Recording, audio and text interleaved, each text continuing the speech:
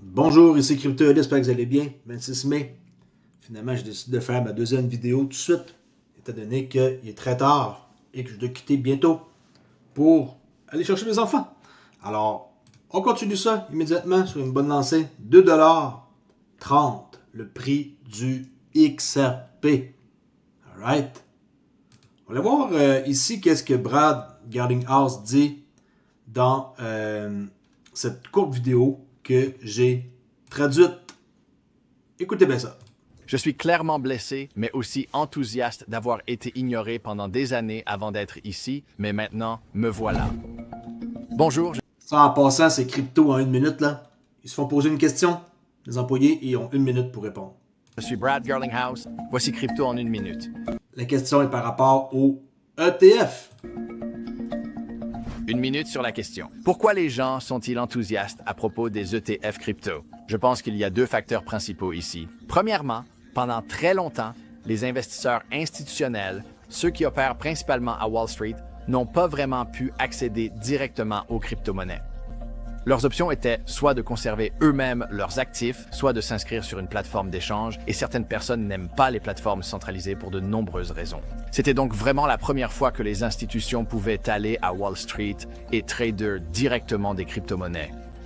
C'est une avancée pour plusieurs raisons. Pour les capitaux qui ne pouvaient pas entrer, qu'il s'agisse de fonds de dotation, de fonds de pension, voire de fonds communs de placement qui n'avaient pas accès ou ne pouvaient pas accéder aux cryptos, maintenant ils le peuvent. La deuxième chose, c'est que cela institutionnalise véritablement l'ensemble de l'industrie des crypto-monnaies. Je pense qu'il ne devrait pas être surprenant que, l'ETF Bitcoin ait été l'ETF le plus rapide à atteindre 1 milliard de dollars d'actifs. Je crois qu'il a également dépassé les 10 milliards d'actifs plus vite que quiconque. Et aujourd'hui, je pense qu'on finira par rattraper l'ETF R. Et tout cela en une minute. OK. Ben, les ETF, ça donne l'accessibilité à Pierre Jean-Jacques de détenir de la crypto. OK? C'est une bonne affaire que plusieurs personnes vont pouvoir profiter. Et oui, il va y avoir plusieurs autres ETF de d'autres cryptos. Mais pour l'instant, on le sait, hein, Bitcoin, Ethereum, c'est les premiers. Solana, XRP. Il va y en avoir d'autres. Mais voyez ça comme une bonne chose pour les gens qui n'ont pas nécessairement envie d'acheter, d'aller eux-mêmes sur une plateforme, créer des mots de passe, puis des users, puis des custody là, par eux-mêmes sur une clé descent. Voyez ça comme une bonne chose, les ETF. Il faut négocier en bourse. C'est formidable. Ça va apporter plein de cash.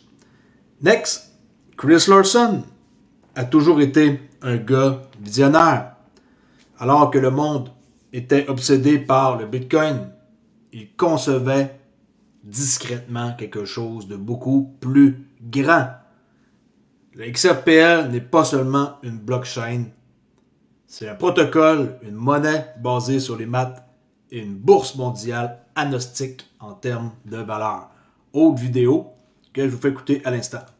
Donc, le protocole Ripple, comme Bitcoin, est un protocole open source que tout le monde peut utiliser.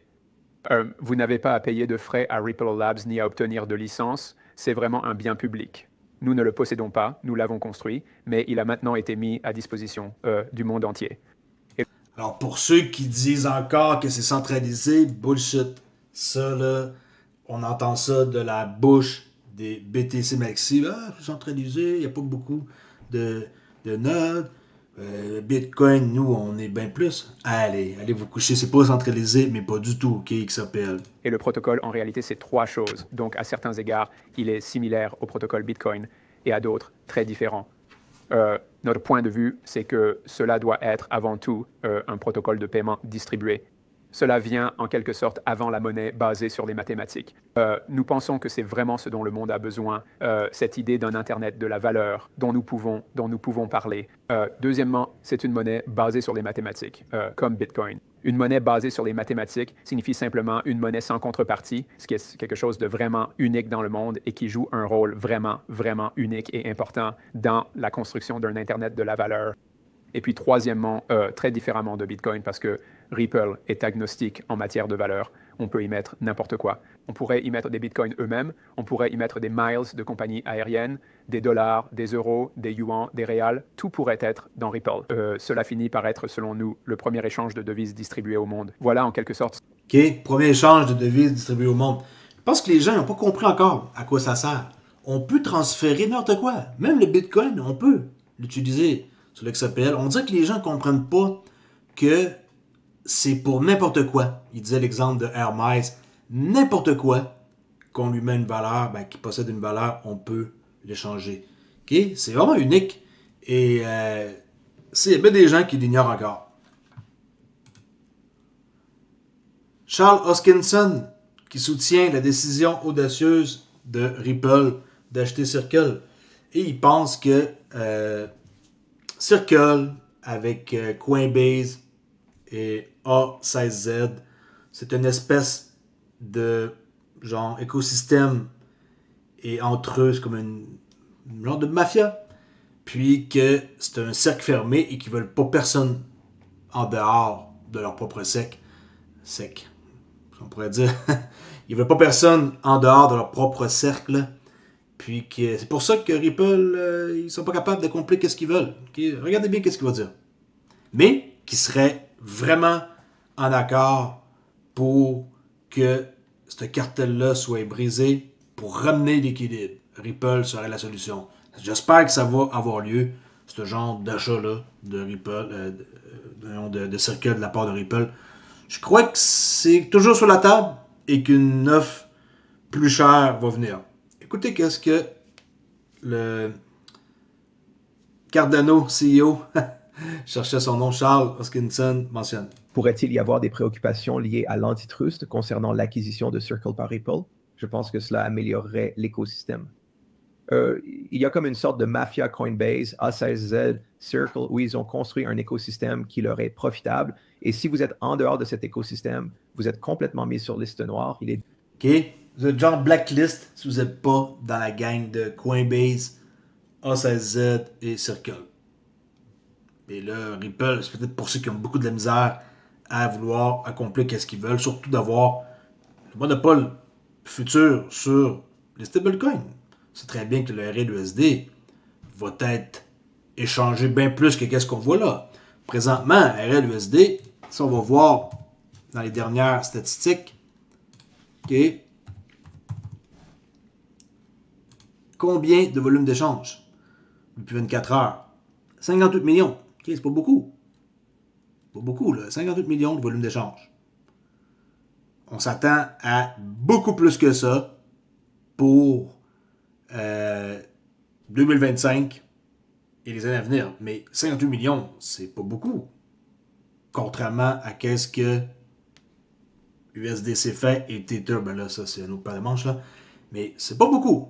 Pas beaucoup de volume, 58 millions. OK, négocié. C'est difficile d'être listé, d'obtenir de la liquidité et d'accéder à un stablecoin. OK, difficile d'être listé. Regardez. Complètement mis sur liste noire, il est difficile d'être listé, d'obtenir de la liquidité et d'accéder à un dur d'être listé, difficile d'obtenir de la liquidité. Donc, avec l'arrivée de XRP et de faire en sorte que le stablecoin fonctionne. Et cela brise ce monopole et crée plus de diversité. Et je pense que là, avec le RLUSD, ça briserait ce genre de monopole-là. J'espère qu'ils sont en train de se briser et qu'ils vont franchir cette espèce de cercle-là qui est, selon Charles Hoskinson, la mafia. Okay? Essayer de détruire la mafia, bonne chance. T'sais, le monde pense que c'est juste du monde criminel là, en moto avec des vestes en cuir. Non, il y a aussi les personnes à cravate. Et dans ce cas-là, on parle de personnes à cravate. Qu'il y aura un meilleur dépositaire et franchement une plus grande intégrité que certaines personnes, en particulier du côté de Circle. OK? Parce qu'il n'y a pas de l'air d'être intègre, Circle. Lui, il est vraiment pour Ripple. Il a de l'air vraiment comme très, très, très bodé maintenant, là. Et je crois que, tu sais, ADA, XRP, Hedera, on avait vu là qu'il y avait une rencontre entre eux dans une entrevue. Ils vont former leur alliance. Ils vont avoir de quoi qui va se passer. ADA, c'est pas mort. J'en ai plus, tu sais. Je dis, c'est pas grave parce que j'en ai plus. Mais tu sais, c'est pas mort. Pas parce que quelque chose monte pas en valeur que c'est mort. Okay? Vous pensez qu'il reste assis sur sa chaise à longueur de journée à checker des vidéos YouTube? C'est pas mort, Keada. Alright, next. Qu'est-ce que je voulais vous montrer? OK. On voit ici un membre du Parlement britannique qui fait l'éloge d'XRP par rapport à Bitcoin, là, qui est énergivore et tout. Regardez bien ça. Ce qu'il faut comprendre, c'est que les besoins énergétiques de la vérification par preuve de travail pour la blockchain Bitcoin sont si Bon, pas elle, là, mais l'autre femme qui va parler de XRP. énormes que le Bitcoin consomme désormais plus d'électricité que plusieurs pays développés. Et je me demandais, peut-être Daniel et d'abord à l'ensemble du panel, est-ce que ces types de crypto-actifs basés sur la preuve de travail sont-ils vraiment viables d'un point de vue environnemental? Cela consomme tellement d'énergie juste pour effectuer ces transactions. Est-ce vraiment un prix que nous sommes prêts à payer? Je pense que le secteur prend conscience du problème et je crois Après ce gars-là. qu'il y a une réelle volonté dans l'ensemble de l'industrie d'améliorer l'efficacité énergétique.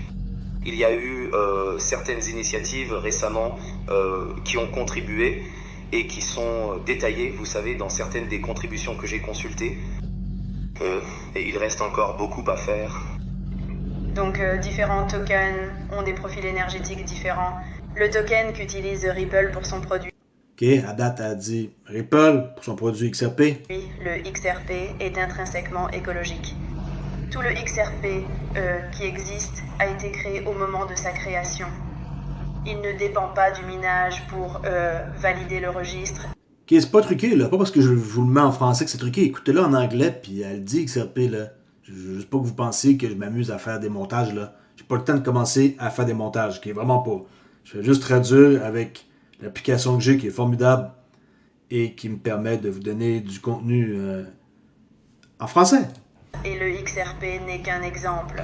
Il existe d'autres tokens qui sont également intrinsèquement écologiques, et nous pensons qu'à mesure que le secteur évolue, vous verrez de plus en plus de projets aller dans ce sens. Que voulez-vous dire par intrinsèquement écologique? Je veux dire que, contrairement au protocole de preuve de travail qui repose sur le minage pour valider les transactions du registre, le XRP s'appuie sur des mécanismes de consensus des ordinateurs.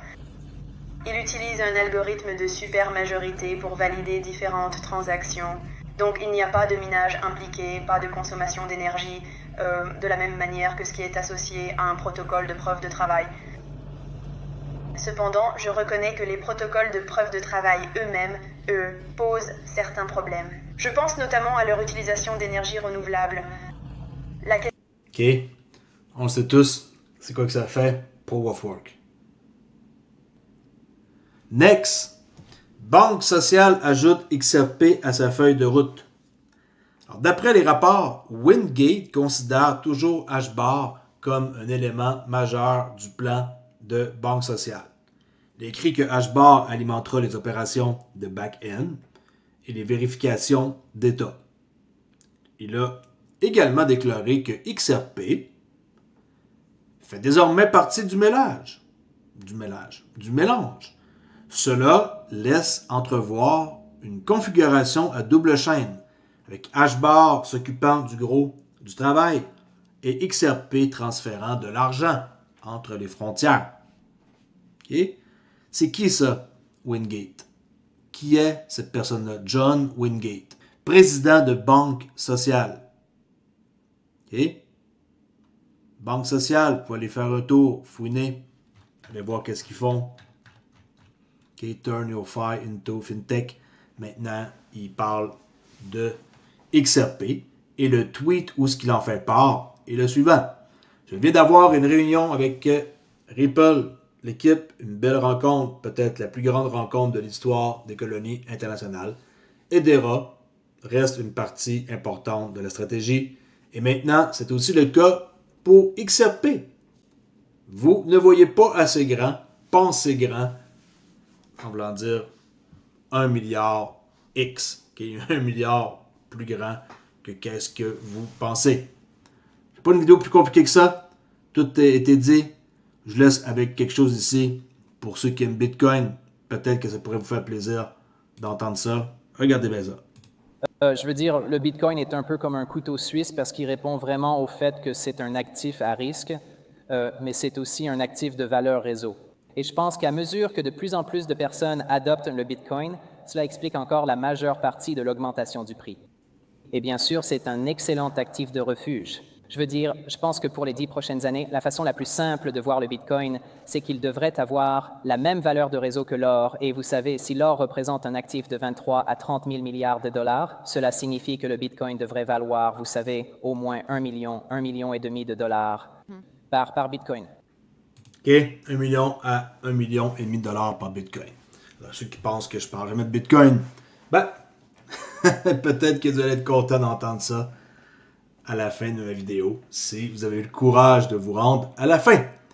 Merci beaucoup d'avoir écouté. N'oubliez pas d'aller voir OLX si le projet vous intéresse et que vous croyez en moi. Ceci est juste une charte très facile de faire remonter le prix à 700% de profit. C'est pas une joke, c'est la vérité et ça va arriver. Merci de la gang. À plus!